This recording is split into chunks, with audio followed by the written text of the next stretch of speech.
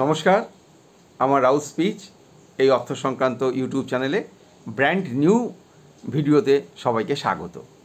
আমি সমীর কুমার রাউত। আমি একজন মিউচুয়াল ফান্ড ডিস্ট্রিবিউটর এবং x bank officer. Mutual fund মার্কেটে এখন নতুন এক ধরনের মিউচুয়াল ফান্ড এসেছে, নাম তার মোমেন্টাম ফান্ড। আজকে আমি এই মোমেন্টাম ফান্ড নিয়ে বিস্তারিতভাবে আপনাদের কাছে আলোচনা করব। যখন কোনো শেয়ার কেনা হয় তখন বিনিয়োগকারী বা ফান্ড ম্যানেজাররা যে নীতিতে শেয়ারটি কেনেন তা হচ্ছে বাই লো সেল হাই। কম দামে শেয়ারটি কিনবো এবং বেশি দামে বাজারে শেয়ারটি বিক্রি করব। কিন্তু মোমেন্টাম মিউচুয়াল ফান্ডের ক্ষেত্রে মোমেন্টাম স্ট্র্যাটেজি হচ্ছে বাই হাই, বেশি দামে শেয়ারটি কিনবো, সেল হায়ার, আরও বেশি দামে শেয়ারটি বিক্রি করব। তাহলে বুঝতেই পারছেন যে ফান্ড ম্যানেজার বা বিনিয়োগকারীরা যখন শেয়ারটি পারচেস করবেন তখন ভালো করে শেয়ারটির ওপরে রিসার্চ এবং অ্যানালাইসিস দরকার। কারণ শেয়ারটির মধ্যে যে আর্নিং পোটেনশিয়ালিটি সেটা যেমন থাকা দরকার, প্লাস মোমেন্টাম থাকা দরকার, মানে শেয়ারটি দৌড়বে, প্রচুর লাভ দেবে। ভারতে দেখা যাচ্ছে যে 2022 সাল নাগাদ এখানে কিছু প্যাসিভ মিউচুয়াল ফান্ড এসছে, মোমেন্টাম মিউচুয়াল ফান্ড, এবং এক্ষেত্রে তার নামগুলো আমি বলছি। যেমন নিফটি 500 মোমেন্টাম 50, মানে প্রথম মার্কেট ক্যাপিটালাইজেশন অনুসারে প্রথম 1 নম্বর শেয়ার থেকে শুরু করে 500তম শেয়ারের মধ্যে 50টি শেয়ারকে বেছে নেওয়া, যেগুলোর দাম বেড়েই চলেছে। এবং এক্ষেত্রে 1 বছর হতে হবে বাজারে লিস্টিং থাকা চাই ওই শেয়ারটির, এবং জেনারেলি রিব্যালেন্সিং করা হয় 6 মাস থেকে 12 মাসের মধ্যে। আমি বিস্তারিতভাবে এই ব্যাপারটিতে আসব। এছাড়া আরও আমরা দেখতে পাচ্ছি যে কয়েকটি প্যাসিভ মোমেন্টাম ফান্ড বাজারে আছে। যেমন দেখা যাচ্ছে নিফটি 200 মোমেন্টাম 30, তারপর নিফটি মিড ক্যাপ 150 মোমেন্টাম 50। এছাড়া এগুলো মোটামুটি বাজারে অ্যাভেলেবল।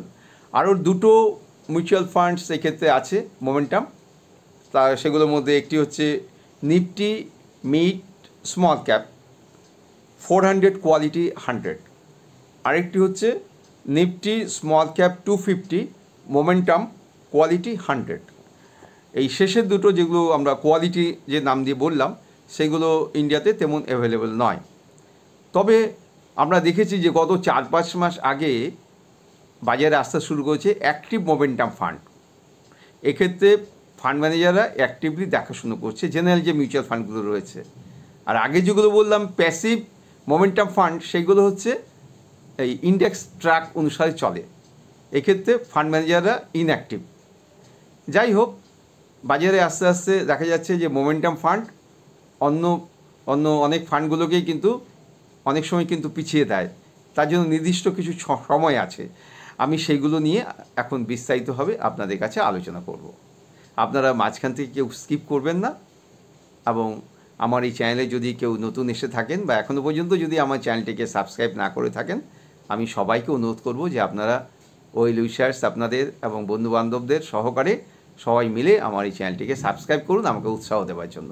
শুনতে থাকুন আমি মোমেন্টাম ফান্ড নিয়ে কী বলছি।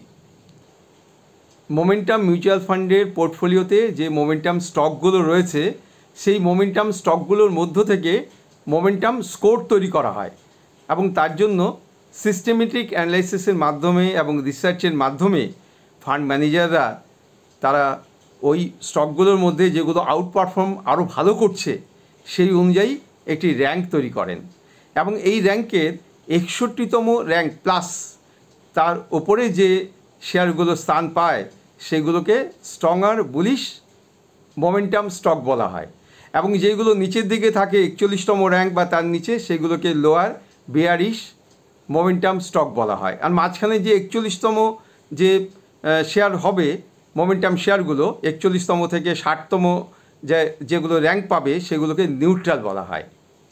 এবার ফান্ড ম্যানেজাররা জেনারেলি বিভিন্ন নিফটি 500, 200 বা 150 মিড ক্যাপ এগুলোকে ফলো করে থাকেন। এবার ধরুন নিফটি 500 মোমেন্টাম 50 একে ফলো করলো, তাহলে ওই যে মোমেন্টাম 50 বললাম যেগুলো ভালো শেয়ার দাম বেড়ে চলেছে, তার মধ্য থেকে কিন্তু একটা স্কোরিং তৈরি করা হয় যেটা মোমেন্টাম স্কোরিং বলা হয়।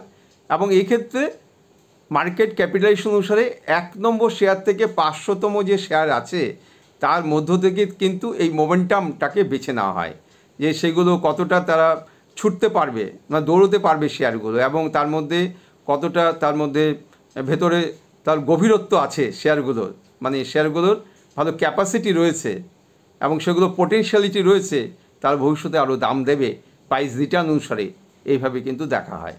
এছাড়া আরেকভাবে দেখা হয়, সেটা হচ্ছে প্রাইস ভলিউমের মাধ্যমে, বিভিন্ন যে ভলিউম থাকে এই শেয়ারে তার মাধ্যমে দেখা হয় এবং ভাবা হয় যে যত বড় ভলিউম হবে তত ভালো কাজ করবে।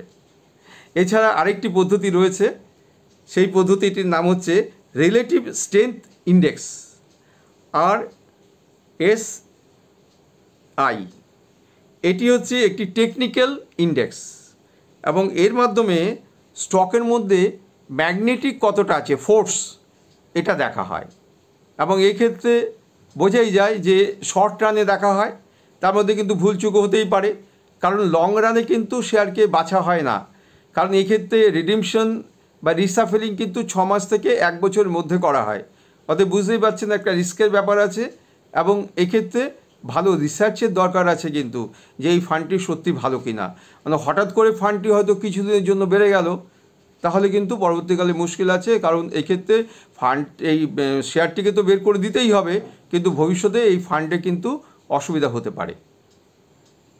মোমেন্টাম মিউচুয়াল ফান্ডের পোর্টফোলিওতে যে গতিশীল মোমেন্টাম স্টকগুলো থাকে, সেই স্টকগুলোর প্রত্যেকটির ওজন বা ওয়েট বের করতে গেলে যে ফর্মুলা রয়েছে তা হচ্ছে momentum score into free float market capitalization, এবং যে রেজাল্টটা এলো তার থেকে প্রোমোটার্স স্টেক যে পার্সেন্টেজ আছে সেটা বাদ দিতে হবে।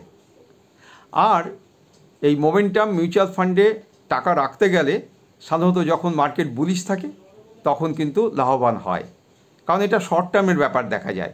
আরেকটি সময় দেখা যায় যখন মার্কেট কারেকশন হয় বা বিয়ারিশ থাকে, সেখান থেকে যখন মার্কেট উঠতে শুরু করে, কিন্তু মার্কেট যখন ফল করে তখন কিন্তু এখানে ভীষণ লোকসান হতে পারে। আরেকটি হচ্ছে সিজনাল যে উত্থান থাকে বিভিন্ন সেক্টর ফান্ডের ক্ষেত্রে, সেটা এখানে লাভবান হতে পারে। এই মার্কেট ভীষণ উত্তাল, ভীষণ ভোলাটাইল এবং রিস্কি মার্কেট। এই মার্কেটে আগে দেখা গেছে যে প্যাসিভ সেই ক্ষেত্রে ইনভেস্টমেন্ট হয়েছে এবং ইন্ডেক্স ফান্ড রয়েছে অনেক, কিন্তু অ্যাক্টিভ মোমেন্টাম ফান্ড এটা গত 3-4 মাস হয়েছে বাজারে এসছে, 3-4টি কোম্পানি এক্ষেত্রে অ্যাক্টিভ মোমেন্টাম ফান্ড নিয়ে এসছে এবং এর ফলে বুঝতেই পারছেন নাম দেখে যে অ্যাক্টিভ মোমেন্টাম ফান্ড, এক্ষেত্রে ফান্ড ম্যানেজাররা অ্যাক্টিভলি দেখাশুনো করছে। অতএব এক্ষেত্রে কিন্তু আগের যে প্যাসিভিটি সেটা কিন্তু থাকছে না, কারণ আগে তারা যে ইন্ডেক্সের যে ট্র্যাক আছে সেই অনুযায়ী ফান্ডগুলোকে চলতে দিতেন, অতএব প্যাসিভ ফান্ড সেক্ষেত্রে ফান্ড ম্যানেজারদের কোনো ভূমিকা ছিল না। এখন কিন্তু আস্তে আস্তে এই ফান্ডটি মোমেন্টাম ফান্ড কিন্তু জনপ্রিয় হয়ে উঠতে চলেছে। মোমেন্টাম মিউচুয়াল ফান্ডের ক্ষেত্রে দেখা যাচ্ছে যে ট্রানজ্যাকশন কস্ট এবং এক্সপেন্স রেশিও দুটোই হাই। বুঝতেই পারছেন যে কেন দুটো হাই, কারণ রিডিমশন তো বারবারই হচ্ছে, বছরে তো অন্তত 2বার হচ্ছেই। আরেকটি হচ্ছে এক্ষেত্রে কোনো এক্সিট লোড নেই, আর এক্ষেত্রে বিনিয়োগকারীরা সিস্টেমেটিক ইনভেস্টমেন্ট প্ল্যানেও টাকা রাখতে পারেন, আবার লামসামেও টাকা রাখতে পারেন, এই দুটো সুবিধা এখানে রয়েছে। তবে এখানে দেখা গেছে যে প্যাসিভ যে মোমেন্টাম ফান্ড রয়েছে সেই ক্ষেত্রে অনেক আগে এটা খুব জনপ্রিয় হয়েছিল, কিন্তু তখন বুলিশ মার্কেট ছিল, কিন্তু পরবর্তীকালে দেখা গেছে যে তেমন লাভবান না হওয়ায় বাজারে অ্যাক্টিভ মোমেন্টাম ফান্ড নিয়ে এসছে বিভিন্ন কোম্পানি। তার মধ্যে আমি অ্যাক্সিস দেখতে পাচ্ছি, স্যামকো দেখতে পাচ্ছি, ওদিকে মতিলাল অসওয়াল রয়েছে, অ্যাক্সিস রয়েছে, আইসিসিআই রয়েছে, এরা রয়েছে। যাই হোক, আশা করি যে এই ফান্ডটি ভালোই লাভ দেবে, কিন্তু যারা অ্যাগ্রেসিভ ইনভেস্টর তাদেরই এই ফান্ড কেনা উচিত। এবং যখন দেখা যাচ্ছে যে মার্কেট বুলিশ পর্যায়ে যাচ্ছে তখন এটা লাভ দেবে, ভালোই দেবে, কিন্তু মার্কেট যদি ফল করে যায় তাহলে কিন্তু বিরাট অসুবিধা। ফর এক্সাম্পল, যে নিফটি 500 মোমেন্টাম 50 এর মধ্যে যে 50টি ধরুন মোমেন্টাম রয়েছে, এক সময় দেখা যায় যে এই 500-র মধ্যে 50টি খুঁজে পাওয়া যায় না যে তারা গত 6 মাসে তারা রোজই লাভ দিয়ে গেছে। অতএব লাভ দেবে সবসময় এমন ফান্ড খুঁজে পাওয়া কিন্তু মুশকিল হতেই পারে। অতএব সেই ক্ষেত্রে কিন্তু কাউন্টিংটা অনেক লেস হয়ে যাবে। অতএব এই মোমেন্টাম ফান্ডে কিন্তু বুঝে পা ফেলতে হবে কেনার ক্ষেত্রে। যাই হোক, আমার এই বিশ্লেষণ নিশ্চয়ই আপনাদের ভালো লেগেছে মোমেন্টাম ফান্ড সম্বন্ধে। আপনারা কমেন্ট করে আমাকে জানান যে কেমন লাগলো আপনাদের। যাই হোক, আমার এই চ্যানেলে যদি নতুন এসে থাকেন কেউ, বা এখনও পর্যন্ত যদি আমার চ্যানেলটিকে সাবস্ক্রাইব না করে থাকেন, আমি অনুরোধ করব সবাইকে যে আমার এই চ্যানেলটিকে আমাকে উৎসাহ দেওয়ার জন্য সাবস্ক্রাইব করে দিন। আমি 2-1 দিনের মধ্যে আরেকটি প্রিমিয়াম মিউচুয়াল ফান্ড সংক্রান্ত ভিডিও নিয়ে উপস্থিত হব। সবাই ভালো থাকুন, সুস্থ থাকুন।